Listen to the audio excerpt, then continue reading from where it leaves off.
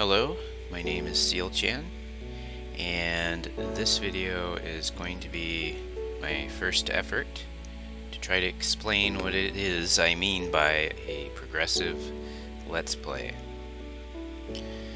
Minecraft is a sandbox game which leaves things pretty open for doing what you want to do, but in its large variety of sub-games, there are different limited aspects of progression, which means that to play the game, you do certain things in a certain order. And progression is often its own reward and an aspect of enjoyment of the game. In fact, my belief is that it's one of the primary aspects of the enjoyment of a lot of games.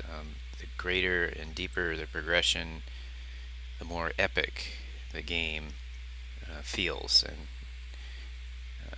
so when I first discovered Minecraft, I very quickly thought that I would want to find just how epic I could make my playing become by trying to create as much progression as possible in the game.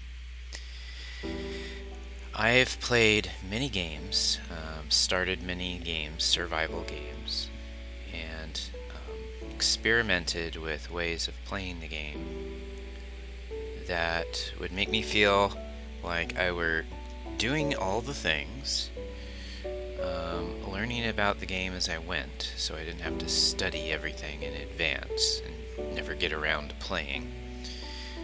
And as I said, have that experience where I was creating a kind of epic story that I was living out. Oh, somebody nasty showed up. Oh, it's one of those guys. Well, I'll just let him listen. Maybe he'll learn something. There he is. Okay, little guy. Alright, so, as I was saying, the method that I came up with uses the following aspects. I'm moving my mouse so I can read my notes here. One of the first things I discovered that was extremely useful was to break up my playing into rounds. A round is just simply a time interval, and for each round I would make a literal list of tasks. What are the things I'm going to do as I'm playing Minecraft? It would be a limited list. It starts off short, but as I go it gets a little bit longer. When you're done with those tasks, then and only then do you actually plan your next round. This is important because it makes you stop and think about what you're doing. A lot of times you can get overwhelmed or become lost and not know what to do. But if you do a little bit and you think about it with intentionality, chances are you're going to learn something and you're going to have new inspiration. At the end of each round, you'll have more and more ideas. But your job is going to be to limit those ideas for the next round. Now, those ideas shouldn't be thrown away that you don't do the next round, but they're just going to be on a waiting list. This technique is extremely useful. The other aspect is, or another one, is that research as you go. So like here I'm standing in a world, Feed the Beast, Infinity Evolved, Minecraft 1.7, and there are just a ton of mods in this mod pack. There's no way I was going to sit down and study all those different mods, figure out how I was going to progress through them, and then come back and try to create some well-crafted epic game story out of that. So I came up with a technique, and it's very simple once you have the round-based play technique. At the end of every round, I look at every block or item that I have, or in my round I also do a little bit of exploration, and I look around somewhere. Could be a cavern, could be just the biome in the overworld or on the surface, and I make a list of every block and every item. You know what, this music's gonna get louder. Just a moment while I turn down the volume.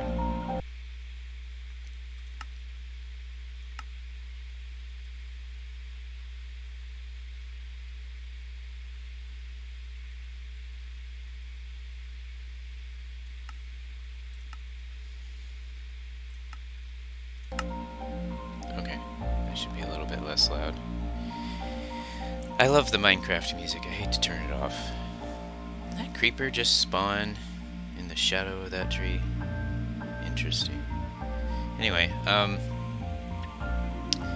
the end of every round, after I have made my lists of all the blocks and items I've discovered, and I could do this while I'm playing as well, completing tasks, I will go and research those items and learn about how to use them. Use the wiki, use YouTube, whatever resources are available.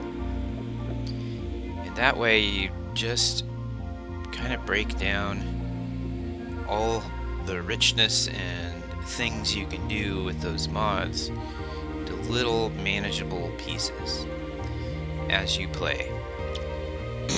So research as you go just lets you take the time. You really stop playing for a moment and you do some research, which can be fun. A little bit of reading, a little YouTube watching, taking notes, thinking, how am I going to do this in my world? How am I going to do this in the next round? Or will I save it for later? Because I'm going to wait for some other piece that I need. So, that sort of thing. Another technique is to use self-limiting rules. So, one of the most obvious as an example, and I'll come back to give more examples, but with self-limiting rules, let's say, it can be as simple as this. If you punch a tree or chop down a tree with an axe, chop down the whole tree. Collect the whole block, all the blocks, and then always take one sapling, even if it's the only one you got, and replant that tree right where you took it. That's a conservation rule. It helps you to preserve the beauty of the landscape and how the world gen worked to kind of create this certain feel. And it also limits you. You can't just punch a block and run away. And in doing that, it adds difficulty to the game. But that difficulty also translates into immersion. You don't waste resources. You try to preserve the beauty of the landscape. You don't have to do that. But with self-limiting rules, very certain select ones, it will naturally build a sort of epic quality to your gameplay. So I will come back and discuss some other rules. And the last technique I want to cover is what I call a progression guide. A progression guide is a somewhat arbitrary, I guess you could call it a rule, or even a list of things that you do in a certain order.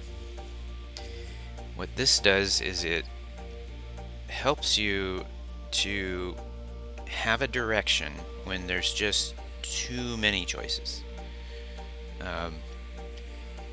And by using these guides, it lends a certain light touch of order to what could again be just a lot of arbitrary possibilities. Progression guide then helps you follow a path where there isn't a path. It doesn't exactly tell you everything you need to do, but it does tell you what you should focus on first. And how you do that is still up to you.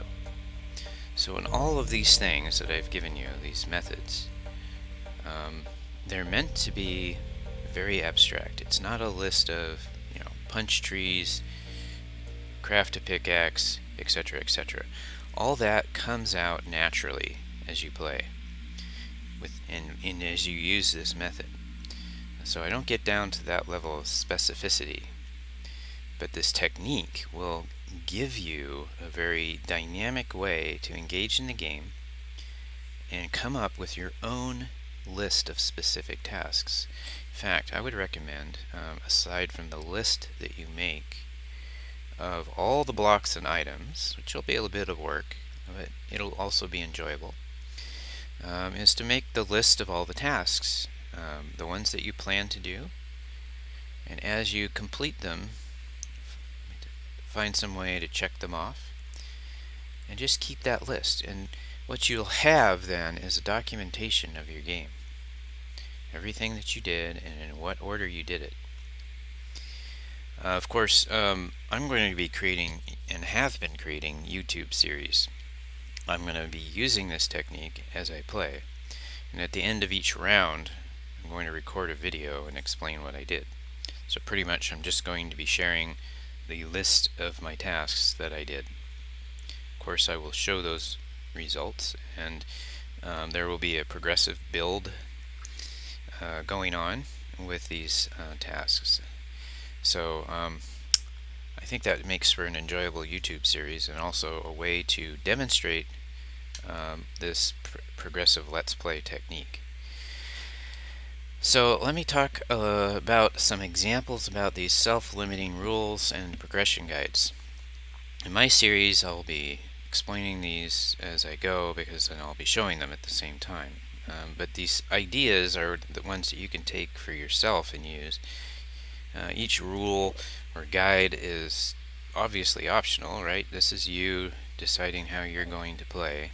You get to decide what you're going to do and what you're not going to do. So each of these rules is an example of what you could do to help make this open-ended game into a more epic tale that really seems to fit the game and also exactly what it is you want to do. So for self-limiting rules, I talked about the conservation rule. That extends to cleaning up creeper holes so that the earth is the same as it was. I actually, for an example, don't like to mine. I actually literally consider where I get my dirt. Okay, instead of just making a hole in the surface, you can get your dirt by going into a cavern and finding a dirt vein. They exist down there, right? That way, when you mine in a cavern, you don't mar the landscape. Stuff like that. So now, one of the big self-limiting rules that I use, and it's a little bit complex, but it's really important, is I require that I build a supply chain. Now, a supply chain is simply, in economics, is simply all the people and companies and all that do their thing so that they create a product from a, let's say, raw material. And that product is used by consumers, by people, or other companies. They take that product from one company and they produce yet another product. So consider the loggers who go out into the forest, they cut down the trees, and they produce logs. And And then consider the sawmill that takes those logs and cuts them into boards, or with the remains, perhaps grinds them up into bark dust, and on and on. So like a home builder, contractor would take those boards and build a house. So you see there's a supply chain from the logger to the sawmill to the contractor. I play Minecraft in very much the same way. I create a series of professions, which I'll talk about in another example here. But the idea is that for every raw material, like a block of wood, or a block of dirt, or a block of cobblestone, I identify a supplier.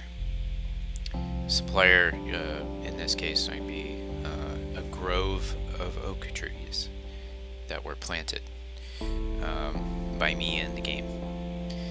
Dirt might be a certain cavern that's closest to my base, where I can go and find one of those dirt veins and mine it. So in this way, each raw material, I have a farm or a quarry. I have to establish that farm or quarry before I can use that resource. So before I start using dirt, I need to have a dirt quarry. Before I start using wood, I need to have an oak grove.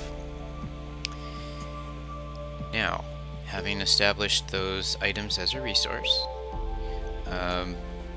I will then be able to, in my research, discover what I can do with those. So if there's any crafting recipes for dirt, if there's any cool things that dirt does, like turns to grass when you set it down next to a grass block, I can research what I can use those resources for. Crafting, like obviously wood is huge, right? You're gonna craft the wood into wood planks, such as what I'm standing on. Wood planks to sticks. Suddenly all the tools become available, and all the different types of plank blocks like stairs and slabs and everything else. During the research round, all this stuff is discovered. But for each of those things, I still need another supplier. I need my sawmill. I need my contractor. In fact, builder is one of the professions. Builder in the game is the one who builds the homes, who builds the workshops, builds the walls around the village, and so on. So in order for me to use a pickaxe, I need someone who's going to be able to craft a pickaxe. So I work all this out, this supply chain, and it creates this obvious progression. And it also creates this kind of role-playing thing. So I'm the only player on this world, but I'm pretending to be each of these separate professions who are getting their blocks and items from another profession and using and crafting a certain set of products that maybe another progression or profession will use. So this is all very abstract, and why it's a good idea to watch my video series so this all makes sense. Anyway, that's the supply chain. So, and there are often builds associated with each profession, right? So that's going to help to create a context in which I have an ever more progressive construction of one or more villages where all this work is being done, harvesting blocks from the land, turning those into various products, etc. Last example I'll give is what I call the self-limiting rule of encumbrance. In part, playing version 1.17 and looking at the llama, I thought, llamas are cool, they're cute. Their main interest or value is that you can put one on a lead and walk through a herd of llamas and they'll all line up right behind you. It's kind of cool. It's like a caravan, right? and you can put a chest on a llama, and you've got an inventory. An inventory with the caravan, and I thought, well, that's great. What am I going to use that for? And I realized in Minecraft, you don't really need that, right? What are you going to use that for? Well, you could put a bunch of blocks in there, but you could just throw a lot of those blocks in your own personal inventory. And I realized that this is a good place to create a self-limiting rule. And in my game, what I'm planning to do is if there's a resource in a particular location, let's say a jungle tree, I want to grow jungle trees and harvest jungle wood. I'm going to go do that in a jungle, because that makes sense. Now, can you go do that in the plains? Sure. Can you do that in the desert? Yeah. All you have to do is bring your dirt blocks over to anywhere in the desert. Put a bunch of them down, plant some jungle saplings. You can do that. This is why this is a self-limiting rule. I'm not going to do that. I'm going to have my jungle tree farm, my jungle tree grove, the trees that I cut down over and over, and leave the rest standing because of the conservation rule. I'm going to have that in a jungle. That makes kind of sense, right? So I'll have a little village there in a jungle, so just for the jungle trees, for the cocoa beans, maybe for the watermelon, the melons, all the things that in Minecraft are associated to the jungle. I have a separate village in that area. But if I want that jungle wood somewhere else, like at my home base in the plains or wherever it is, I could just walk over to the jungle and load up my personal inventory and haul a bunch of wood over there, and that would work. That would be great. But my self-limiting rule is this. I am going to limit how much blocks I can carry from one village to another in my personal inventory, so that each village has to be self-sufficient as far as building itself up, unless I use some other mode of transportation. Now, for instance, in this game, this is 1.7, I don't have llamas, but we do have mine carts. So I may have to build a rail to get blocks of jungle wood from my jungle village over to my main base. So you see how that works. It's a self-limiting rule. It creates extra work, but it all goes towards also building meaning in the world that you're in. It builds immersion.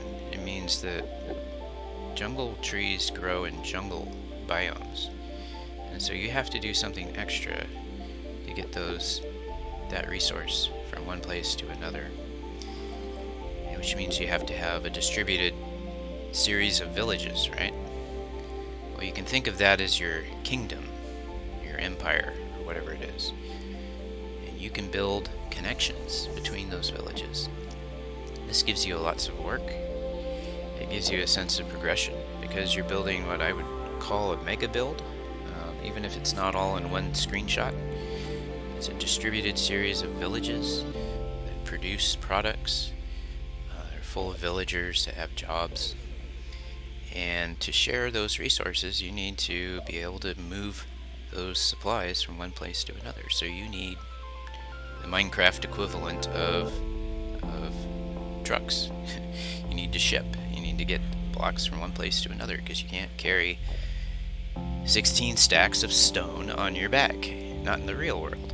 So self-limiting rules, and that's kind of how they work. Now let me go on to progression guides, and then I'll be done here. Progression guides are more like ways to go when it doesn't exactly matter which way you go. So when it comes to raw materials, I've identified the following. Soil blocks, like dirt, clay, sand, and gravel. Tree blocks, so like in vanilla Minecraft you have your 6 trees.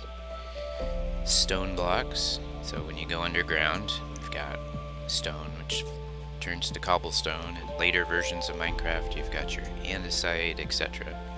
Obsidian, netherrack. Crops, so wheat, carrots, potatoes, that sort of thing. Ores, so amongst the stones you have your coal, your iron, gold, diamond, all that. Mob drops from passive or hostile mobs. Liquids. Oh, music cut out suddenly. Interesting. Make sure everything's okay here. Yeah, we're not crashed. Clouds are still clouding across the landscape.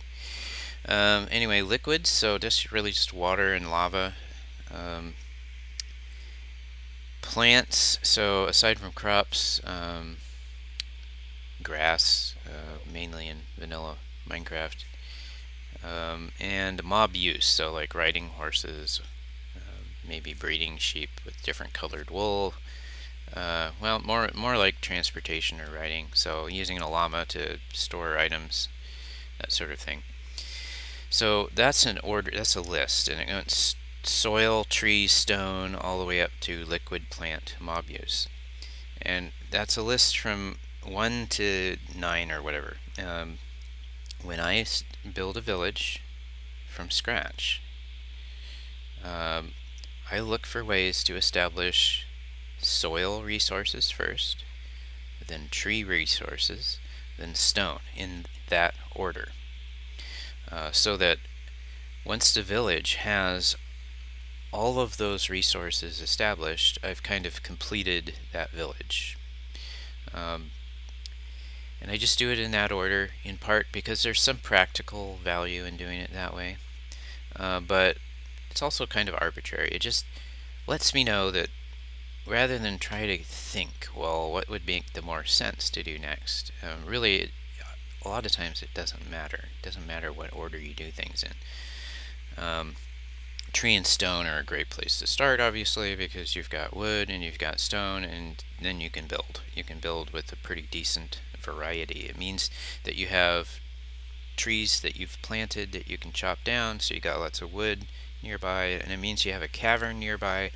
You can go down there, get as much stone as you need, and come back and complete a building project or whatever it is you want to do with that. So raw material development order is what I call that.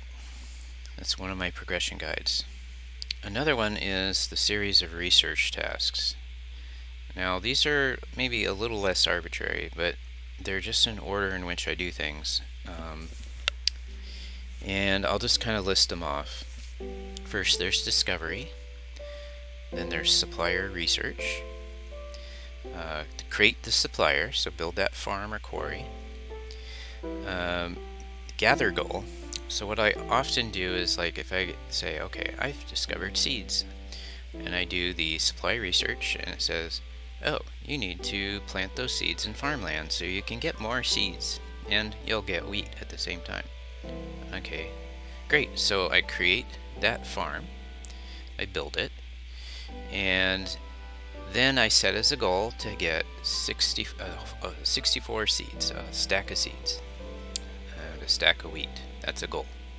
So as I play the next round, I harvest a field, and I add up how many seeds and wheat I've gotten, and if I reach a stack, then I complete the goal. Next after that is use research. So once I've got my stack, then I do the crafting research. I look in the Minecraft wiki, or with Modded Mindpack, you can use something like NEI or JEI. It shows you all the recipes you can use a particular block or item in to make something else. And I figure out, all those things and who's going to make them, and I start using them. I'll put those things in the showroom of the crafter who makes the item. So, like, let's say I have I've got wood planks, I've got sticks. So now I've discovered a recipe for the wooden pickaxe. I need a toolsmith. So toolsmith has a spot in the village where the toolsmith crafts tools. And I'll have a little chest for the toolsmith that shows all the things that the toolsmith can make. I call it the showroom. So I'll make sure that I add to my list to put the wooden pickaxe in the toolsmith's showroom chest. After that, the research is mostly done. But for the researcher who does the research, kind of outside the world, they also have library research. So sometimes reading a wiki or in a mod pack, a mod might come with a book you can open up in-game. Or you want to look at the achievements in the achievement area of the game to see what you might do next round, or what you've just completed.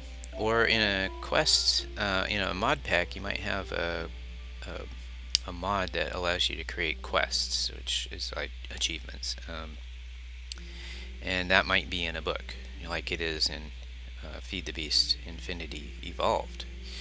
So I make sure that I kind of see where I'm at on the progression list. Something I call loot research. So sometimes you get a magical axe or sword or something. It has enchantments on it. And I just have a separate chest for stuff like that. It's not something that is part of the supply chain. It's something I got from looting a dungeon or whatever. And I just check out what it is, and I think, okay, well, do I want to walk around with this, or do I just want to save it here for now to be used later? So that's loot research. And finally, as you're going and planning each round, you're going to come up with things that you're going to want to do, but you're not going to be able to do them yet. I identify those things with a W in front of it, so it means waiting. So in my research phase, I go and I check all the things that are waiting to be done, and I see if they're ready to be done. And if they are, I get rid of the W, and so they're ready to go. And then the next round that I plan, I can choose that particular task. So if you're getting a lot of inspiration and you're coming up with a lot of things that you want to do, you're going to probably want to do something like that. You just want to keep a track of all your ideas, and then each round you can kind of go back and review those ideas and say, oh yeah, now I'm ready to do this. Or you can go, you know what, that's not such a good idea anymore, I don't need that idea, and you can get rid of it. So alright, so that's doing research in the progression guide. So I have this list of things to do that's part of research. Now, build progressions. I won't go into as much detail as I have with the other things, but when I'm building a village or a site, there are 3 progression guides I use to help me develop that village. One of them is to develop the village's resources. Now, I have talked about that in terms of the supply chain, self-limiting rule, and the raw material development order. So each village is going to get its digger, who's going to find all the soils and supply soils to the village. For instance, here I have a desert village. A digger's going to want to find a place to collect sand or even sandstone, and that village then will eventually be able to supply glass, right? So the glass maker, or the glass worker, will be able to set up shop there. Another aspect of developing a village is security. So, here it's getting dark, the mobs come out. I want my village to be lit up.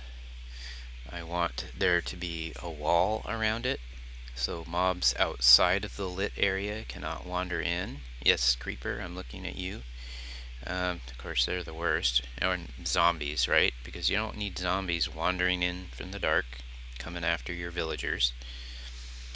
And other aspects of security. So I developed the secureness of a village until I feel like I can walk into that village, I can stay up all night, and I don't have to worry about my builds, and I don't have to worry about my villagers.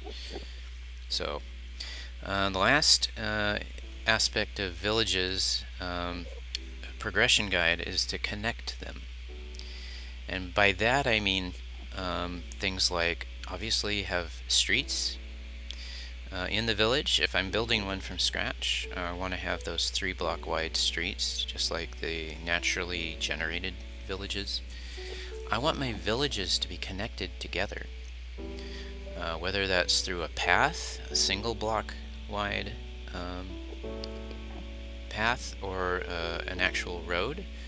I want there to be minecart rail systems, and I also want to be able to connect them with ports. So you walk down to a riverbank or the ocean and get into a boat that might be waiting there, and then using a series of guides, so with lit torches or whatever, travel across down the river or through over the ocean and get to another village. So it's a transportation network. It might include having a stable with horses in a village, so you can get on a horse and quickly follow the road or path to the village you want to go to. So anyway, now it's nighttime again, and I've been talking for quite a while, but I think that I really needed to do this video because I have this very definite concept behind my Let's Plays. And while this may all seem very abstract, if you are interested in my Let's Plays and you watch them and you're a little bit lost, I might have you come back here and watch this video. It might not all make sense, but if you go back to my video and enjoy watching the progression, and then come back again to this later, I should be using the same language I'm using in both videos for the most part. And this would hopefully help you understand what I'm doing. If I feel like I can do a better job of explaining all this, I'll probably make another video. I'll probably add it to a playlist so I can see kind of the progression of my understanding of what I'm doing. In any case, I hope you've enjoyed this video or found it instructive. I mean this system to help me play the game. I've been playing it for years, working on this system, and I think that it can help others who are wanting to get a deeper, richer experience from their Minecraft game, more so than they are now. You can take bits or pieces of what I'm telling you here. You can come up with your own ideas, but I think breaking the game down into rounds, doing some research on each round, coming up with a few self-limiting rules, and also establishing a few progression guides, those are the main pieces you can use to make an epic game of Minecraft, and hopefully record it on YouTube so that you can watch it again later and share it with other people who can enjoy this story unfolding. Anyway, this has been Seal Chan, and I hope to see you in one of my Let's Plays.